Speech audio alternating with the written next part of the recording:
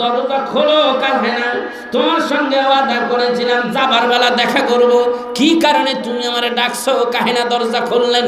দরজা খুলিয়ান আমার দিনের নবীর আব্বা হযরত খাজা আব্দুল্লাহরে দেখতেছে। খাজা আব্দুল্লাহরে ডাকতে কই, এই আব্দুল্লাহ যাও, তোমারে আমার দরকার নাই।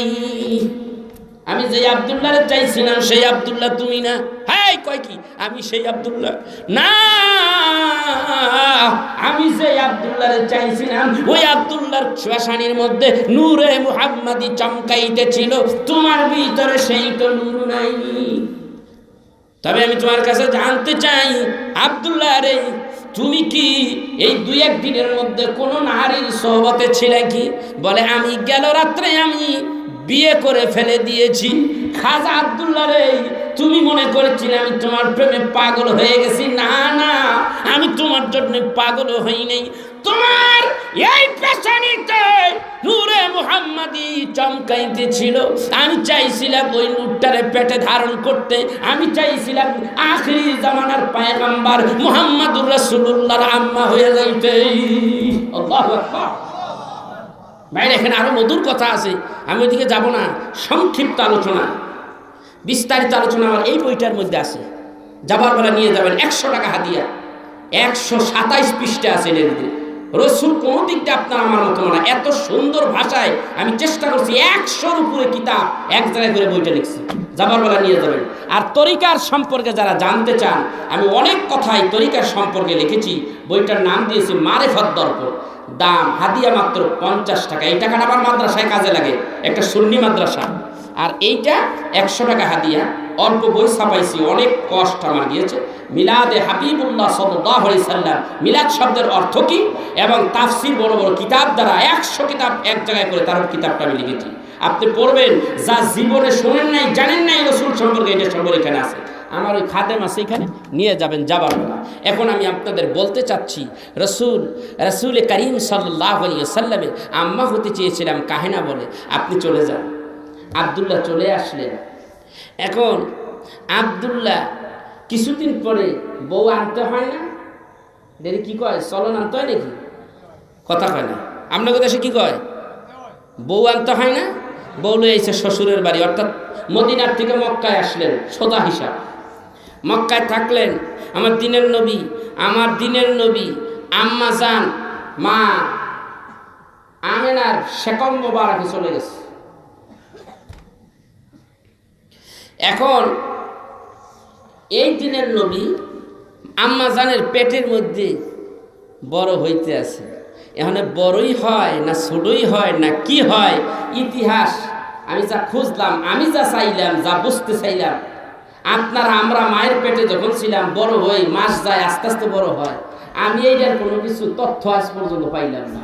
এটা কি পেটের মধ্যে বড় হয় না ছোট হয় না কি হয়, এটার তথ্যটা আমি আজ পর্যন্ত পাইলাম না।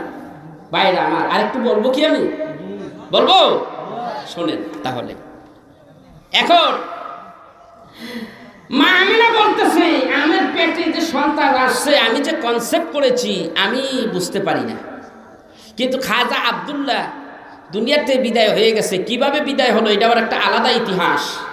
খাজা আব্দুল্লাহ দুনিয়ায় নাই, কিন্তু আমি বুঝতে পারি নাই যে আমার পেটে বাচ্চা। আমি তখনই বুঝতে পেরেছি যখন আমার স্বামী যখন দুনিয়ায় নাই, এ কথাটা যখন আমার স্মরণ হইতো তখন আমার কলিজায় ব্যথা পাইতাম।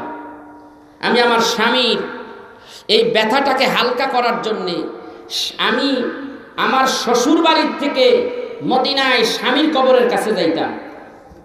ওখানে যে কিছুক্ষণ কান্নাকাটি করতাম, দাঁড়ায় থাকতাম, আমার মনটা হালকা হয়ে যেত। মক্কার থেকে মদিনায় যাইতাম, স্বামীর কবরের কিনারে দাঁড়াইয়া আমি একটু জিয়ারত করতাম, আবার চলে আসতাম, আবার যাইতাম আর আসতাম। আসা যাওয়ার মাঝে মক্কা টু মদিনার মাঝপথের মধ্যে এইরকম বড় বড় পাথরগুলি আমার পায়ের তলায় যখন পড়তো, আমি দেখতাম পাথরের টুকরাগুলি মোমের মতো পায়ের তলে গলিয়া যাইতেছে। আমি তখন বুঝতে পেরেছি আমি আমেনার জন্য একটা কিছু হয়ে গেছে। এমনই আকাশ থেকে ভাসিয়া ভাসিয়া একটা আওয়াজ এসে গেল, ওহে আমেনা থাকিও হুঁশিয়ার, তোমার গর্ভে স্থান লইছে 1,24,000 নবী ও রাসূলদের সরদার। আমি বুঝতে পেরেছি, তখন বুঝতে পেরেছি আমার পেটের মধ্যেই নূরে মুহাম্মাদি এসে গেছে। অনেক লম্বা ইতিহাস ভাইরা। এইভাবে যাইতে যাইতে সময় একেবারে নিকটবর্তী। আমার দিনের নবীর আম্মা তার আব্দুল্লাহর জীর্ণ কুঠিরের মধ্যে ওই দিন শোয়ান। রাত্রি তখন 12টা-1টা বাজে। হযরতে খাজা আব্দুল্লাহর আব্বা হইলেন হযরতে আব্দুল মুতালিব। তিনি হইলেন কাবা বাইতুল্লাহর মুতাওয়াল্লি। তিনি বলেন, আমি কাবার বাইতুল্লাহর কিনারায় শোয়াছিলাম। আমি দেখি রাত্রিবেলা ঘুমাইয়াছিলাম। ঠিক রাত্র যখন 1টা-1:30 বাজিয়া যায়, আমার চোখ খুলিয়া যায়। আমার চোখটা তখন আকাশের দিকে গেল। আমি চাইয়া দেখি আকাশের ভিতরে লক্ষ কোটি কোটি তারকাগুলি মনে হয় জমিনের দিকে আস্তে আস্তে নামিয়ে আসতেছে। আমি আব্দুল মুতালিব চিন্তা করতে লাগলাম, হায় রে হায়, এমন কেন? এমন তো কোনোদিন আমি দেখি নাই।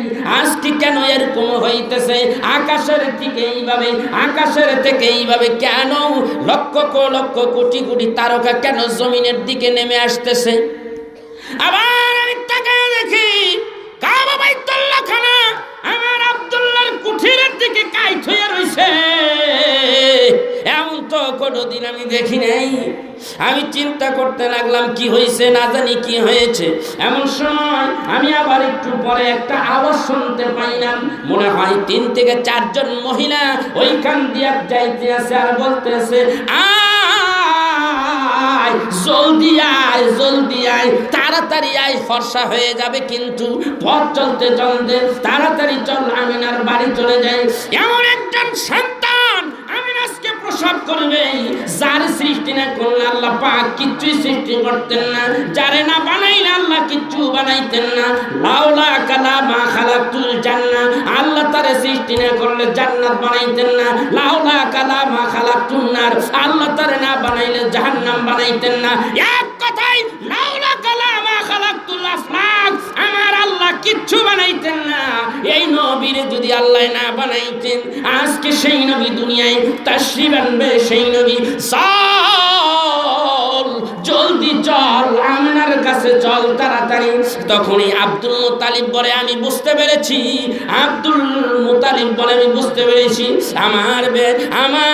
আমার আব্দুল্লাহর ঘরের মধ্যে একটা কিছু আজকে হয়ে যাবে। এই দিক দিয়া আব্দুল্লাহ হেঁটে হেঁটে আসতেছে। ওই দিক দিয়া হযরতে মা আমিনার ঘরের মধ্যে 4 জন মহিলা ঢুকে গেছে। কিতাবের মধ্যে আসে 3 জন, আরেক কিতাবের মধ্যে আসে 4 জন। একজন হইলে হযরতে মা হাওয়া আলাইহিস সালাম, আরেকজন হলো মা মারিয়াম আলাইহিস সালাম, আরেকজন হলো মা আসিয়া আলাইহিস সালাতু ওয়াস সালাম। কিতাবের মধ্যে আসে এই 3 জন যখন ঢুকিয়া পড়লেন মা আমিনার ঘরের ভিতরে, আমিনার ঘরের ভিতরে ঢুকিয়া আমিনা শিওরে বালিশের কিনারে তারা 2-3 জন দাঁড়াইয়া গেলেন। হযরত আমিনা ডাক দিয়া বলেন, আমি যখন চক্ষু মেলিয়াম, আমি যখন মা হাওয়ারে দেখতেছিলাম, আমি যখন মা মরিয়মরে দেখতেছিলাম, আমি যখন মা আসিয়ারে দেখতেছিলাম, আমি তখন একটু ভয় পাইতে লাগলাম। এত বড় লম্বা মহিলা মানুষ কইতে গাইল। কারণ ভিতরে তো যুগ পার হয়ে গেছে। মা হাওয়া আলাইহিস সালাম কোন যুগের মানুষ, কত লম্বা, মা মরিয়ম কত লম্বা, কিন্তু এই যুগে এত বড় মহিলা। কে আপনি? বলে, আমি হইলাম তোমার আদি মাতা হাওয়া আলাইহিস সালাম। সঙ্গে কে? বলে, সঙ্গে হইলে মা মরিয়ম, আর সঙ্গে আরেকজন আছে, তার নাম হইল আসিয়া। ডাক দিয়া বলেন, আমার রুমের মধ্যে আপনাদের কি? হযরতে মা হাওয়া আলাইহিস সালাতু ওয়াস সালাম ডাক দিয়া বলেন, আমি আসবো না তো কে আসবে? আমার সন্তান পৃথিবীতে যতগুলি এসেছে সমস্ত সন্তানদের মধ্যে শ্রেষ্ঠ সন্তান হলো আখিরি জামানার পয়গম্বর নবী মুহাম্মদুর রাসূলুল্লাহ সাল্লাল্লাহু আলাইহি সাল্লাম। আজকে দুনিয়ায় মিলাদুন নবী হবে, এই জায়গায় কি আমি না আসিয়া পারি? আল্লাহর কাছে অনুমতি লইয়া তাই তোমার ঘরের মধ্যে আসি, আমি আমার ওই সন্তান মুহাম্মদুর রাসূলুল্লাহর এক নজর দেখার জন্য। মারিয়াম ডাক দিয়া বললেন, আম্মা জান আমি আসছি। মারিয়াম, জান্নাতের ভিতর থেকে আমি আসছি, আমি এখানে আসছি, আমি আপনার একটু সেবা করব, যেহেতু আপনি হলেন আমার শাশুড়ি আম্মা। বেশ লাগছে নি এবার? কি আপনি হইলেন আমার শাশুড়ি আম্মা? হযরত মা আমিনা ডাক দিয়ে কয়, তুমি মারিয়াম আমার শাশুড়ি আম্মা হও কেমনে? কি কারণে আসছো? বলে আপনার সেবা করতে আসছি, আপনি আমার শাশুড়ি আম্মা। কি কেমন করে আমি তোমার শাশুড়ি আম্মা হইলাম? আমি আল্লাহর কাছে বলে দিয়েছি, আল্লাহ কিয়ামতের দিন মহিলারা বলতে পারবে আমার স্বামীর নাম অমুক, আমার স্বামীর নাম অমুক, ওই মহিলা বলবে আমার স্বামী অমুক। আমার আল্লাহ, আমি আমার স্বামী তো পাই নাই, আমি তো স্বামী পাই নাই, আমার বিয়ে হয় নাই, আমার গর্ভে অথচ শেষ নবীর আগের নবী হযরত ঈসা আলাইহিস সালাতু ওয়াস সালাম দুনিয়ায় তাশরীফ এনেছেন। কিয়ামতের দিন আমি তো আমার স্বামীর পরিচয় দিতে পারবো না। আমার আল্লাহ ডাক দিয়ে বলে, মরিয়ম রে,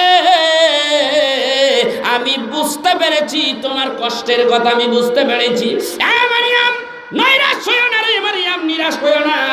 আমি আল্লাহ ওয়াদা করলাম, আমি আল্লাহ ওয়াদা করলাম জান্নাতের ভিতরে আখিরি জামানার নবী মুহাম্মদুর রাসূলুল্লাহ সাল্লাল্লাহু আলাইহি ওয়াসাল্লাম সৃষ্টির সেরা আকর্ষণ।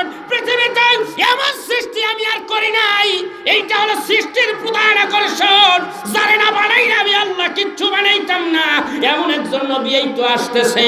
ওই নবীজির সঙ্গে আমি আল্লাহ নিজে দাঁড়াইয়া থাইকা, আমি আল্লাহ কাজী হইয়া তুমি মারিয়ামের সঙ্গে জান্নাতের মধ্যে আমার হাবিবুল্লাহ নবীর সঙ্গে বিয়ার কাজটা আমি আল্লাহ নিজে করাইয়া দিব। সুবহানাল্লাহ। মারিয়াম রে, চিন্তা করিস না মারিয়াম, ওই নবীজির সঙ্গে তোমার বিয়ে হবে, আর ওই বিয়ের অনুষ্ঠানে আমার বন্ধু হাবিবুল্লাহ নবীর অনুষ্ঠানের বিয়ের বরযাত্রী হবে আখিরি জামানার নবীর উম্মতগুলি। বরযাত্রী বোঝেননি? কথা কয় না? এই সিলেট বাইরে আমি কিল্লি আছি কে জানেননি? না, আমি মনে করতেছি যে হয়তো আপনারা আমার ভাষা বুঝতে পারতেছেন কিনা, এই জন্য ক্লিয়ার করে দিচ্ছি। বরযাত্রী বোঝেন না? আপনারা কি আমার রসুলের বিয়ের অনুষ্ঠানে থাকতে চান কি চান না? জোরে বলেন, থাকতে চান কি চান না? কারা কারা চান দেখি একটু? নারায়ে তাকবীর! জোরে বলেন নারায়ে তাকবীর! নারায়ে রিসালাত! সবাই থাকতে চান নাকি? তাহলে তো জান্নাতে যাওয়ান লাগবে। কি কর, জান্নাতের বাইরে যেটি আছে এটি তো কাম হবে না, জান্নাতের ভেতরে ঢুকতে হবে, কারণ বিয়ের অনুষ্ঠানটা হবে ভেতরে। নবীজির উম্মাতগুলি হবে আমার দিনের নবীর উম্মাত, আমরা সেইখানে হব বরযাত্রী।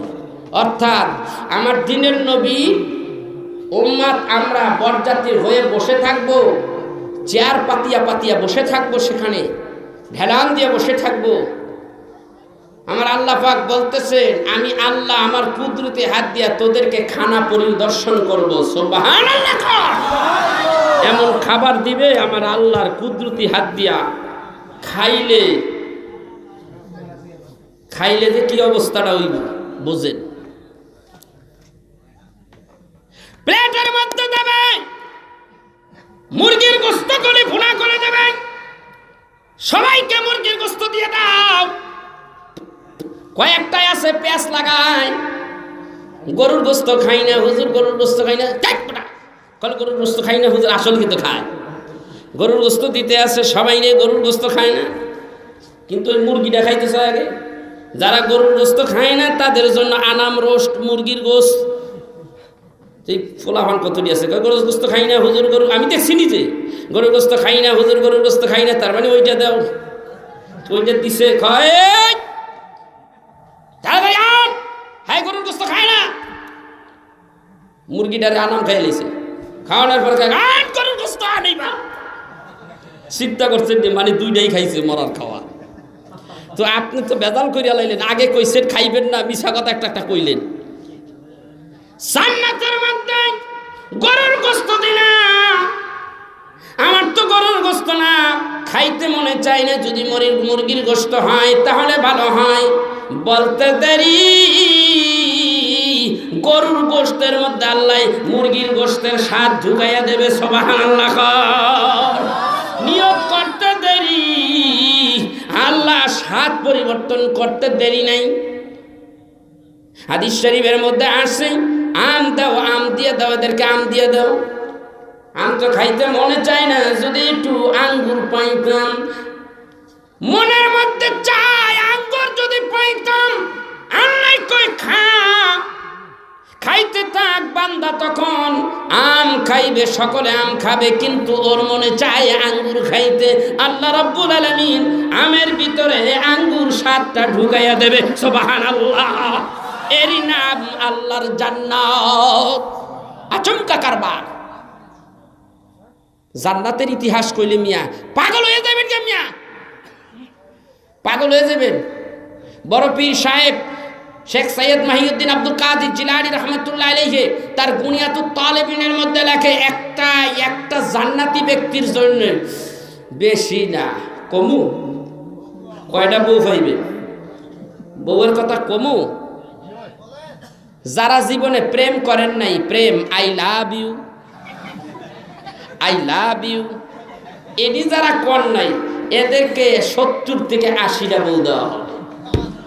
ভাইও, আমার মনে হয় ব্রাহ্মণবাড়িয়া হবে, ওয়াজ করতেছিলাম, এক বেড়া উচ্চা কইতেছে, হুজুর ওয়াজ পড়তাম।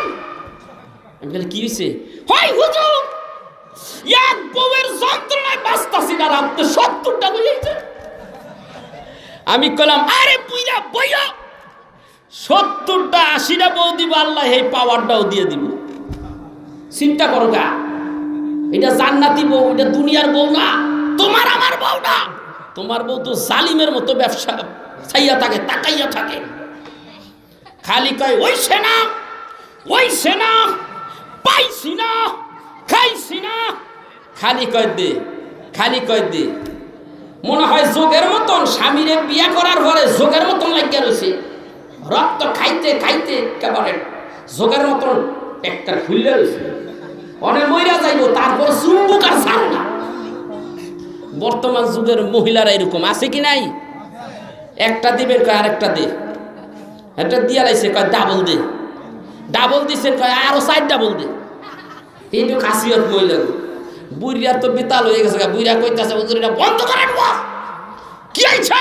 কই একটার যন্ত্রণায় বাঁচি না, আমরা 70টা লইছেন মিয়া, আমরা 70টা 80টা বউ দিব, যেই কটা দিব পাওয়ার এই কটা দিয়ে দিব আল্লাহ। সুবহানাল্লাহ। কর চিন্তা করো কাবো, এই বুইরা মানে এইবার বইছে, মানে এই ওয়াজটা হুনুনের লেগে হ্যাঁ এই ব্যাপারটা করছে। কি ও বুড়া চাচামি, আপনি কি বুঝতে পারছেন? কয় হ্যাঁ বুঝতে পারছি। দেখ শুনি বুইরার কামটা, ওখানে 70টার লিগে পাগল। চিন্তা করছে মহিলারা, আরে ওইখানে থাকবে গিলমান, গোলাম। একটা পুরুষের জন্য, জান্নাতি পুরুষের জন্য কমপক্ষে 70টা গোলাম থাকবে। এরা আপনাদেরকে ফ্রিজের থেকে যে তরকারিগুলি, জান্নাতি খাবারগুলি বেড়ে দেবে এক প্লেটের মধ্যে, একটু টাকুর টুকুর আওয়াজ হবে। জান্নাতের বারিন্দা এবার যেটি বই আছে, কয় আল্লাহ ভিতরে এমন কেন, কিসের আওয়াজ হয়? খাইতে আছে, খাইতে আছে। আমরা খাইতাম না, ওয়েটিং এ থাকো পরে। চিন্তা করছে জান্নাতে যাইতে চান? যাইতে চান? আল্লাহ পাকের নবী বলেন, ওয়ান আবু হুরায়রা রাদিয়াল্লাহু তাআলা আনহু قال قال رسول الله صلى الله عليه وسلم كل امتي يدخلون الجنه الا من ابى قيل ومن ابى قال من اطاعني دخل الجنه ومن عصاني فقد ابى رواه البخاري। আমার দিনের নবী বলেন, শুনে নাও, জেনে নাও, আমার উম্মতেরা রে, আমার সমস্ত উম্মতগুলি জান্নাতি জান্নাতি। চিৎকার দিয়া কোন সুবহানাল্লাহ। যদি সব উম্মত জান্নাতি হয়ে যায় তাহলে সব উম্মত আমার নবীজির বিয়ের অনুষ্ঠানে উপস্থিত থাকবে। জোরে কোন ঠিক কিনা? এবার আমার প্রিয় নবী রহমতের নবী দুনিয়ার মধ্যে আসবে। আল্লাহর নবীর আম্মা হযরতে আমিনা ডেকে বলেন, আল বিদায়া ওয়ান নিহায়া কিতাবের মধ্যে লেখেন, মাদারিজুন নবুয়াত কিতাবের মধ্যে লেখেন, তাবারিকে হাবিবালার মধ্যে লেখেন, তাবারিকে মুহাম্মাদিয়ার মধ্যে লেখেন, দিনের নবী দুনিয়ায় আসবে। মা আমিনা ডাক দিয়ে বললেন, নবী আসবে, আসবে যেই রাত্রে আমি তখন ইশারের বা ওক্তের সময়, নবী আসবেন সবে সাদেকের সময়। কিন্তু মা আমিনা বলেন, আমি এশারের নামাজের ওয়াক্তের সময়, ঠিক ওই সময় আমি অন্ধকারের ভিতরেই আমার ঘরের মধ্যে বসিয়া বসিয়া আমি সিরিয়ার প্রাসাদগুলি আমি নবীর মা আমিনা দেখতে পাইতেছি। আমার নবী তাহলে আপনার আমার মতো নাকি গন? আমি তো আর আপনি তো এই বিল্ডিং এর হেফারা কি আছে দেখি না, ঠিক কিনা? জোরে কর। আমার নবীজির আম্মার চোখের পাওয়ার বাইরে গেছে, পাওয়ার বাইরে গেছে। ডাক দিয়ে বলেন, সংক্ষিপ্ত কথা বলে দেই। জেনেন নবীর আম্মা বলেন, আমি শুয়ে আছি, হযরত মা হাওয়া আলাইহিস সালাতু ওয়াস সালাম আমার পাশে, হযরত মা মরিয়ম আমার পাশে, আসিয়াও পাশে। তারা আমাকে জান্নাতি কিছু তরল পদার্থ সারাবান তাহুরা খাওয়াইলেন। মতান্তরে কেউ বলতেছে একজনে দুধ পান করাইলেন, আরেকজনে মধু পান করাইলেন, আরেকজনে সারাবান তাহুরা পান করাইলেন। এইভাবে পান করার পরে আমিনা ডেকে বললেন, আমি তখন আস্তে করিয়াম জমিনে আমার খাটিয়ার উপরে শুয়ে পড়লাম।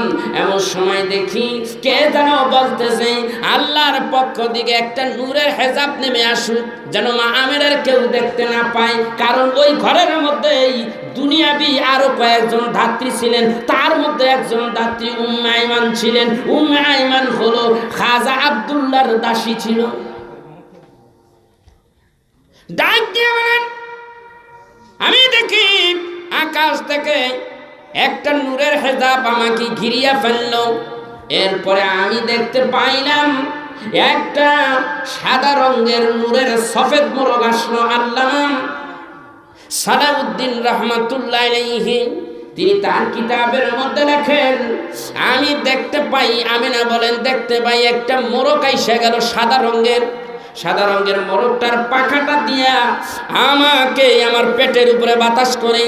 তখন আরবি ভাষায় সে বলতেছিল, আরবির অর্থগুলি এইভাবে ছন্দ আকারে বলেন, বলেন জাহের হইয়া যাও নবী সরোবার, জাহের হইয়া যাও হুকুমে আল্লাহর, জাহের হইয়া যাও আলমের নূর, জাহের হইয়া যাও হুকুমে প্রভুর, জাহের হইয়া যাও নবী সরোয়ার, জাহের হইয়া যাও হুকুমে আল্লাহর, জাহের হইয়া যাও নবী দুনিয়ায়, দেখিয়া দেখিয়া সালাম দেবে যে ফেরেশতা সবার।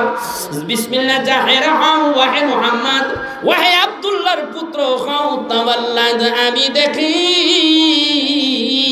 দিনের নবীর জন্ম হয়ে গেল। সুবহানাল্লাহ।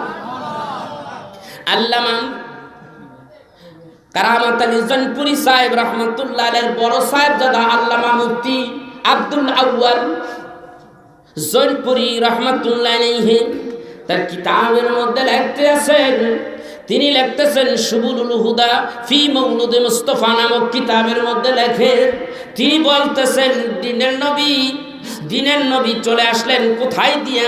তার বাম দিকের নাভির বরাবর নিচে একটু বাম দিকের এখান দিয়া, যেখানে এখন বর্তমান মেয়েদেরকে অপারেশন করা হয়, সিজার করা হয়, এই সিজার গবেষণা করে সিজার সিস্টেমটা এইভাবে বের করা হয়েছে, যেখান দিয়ে দিনের নবীর জন্ম হয়েছে। দিনের নবী কখনো প্রস্রাবের রাস্তা দিয়ে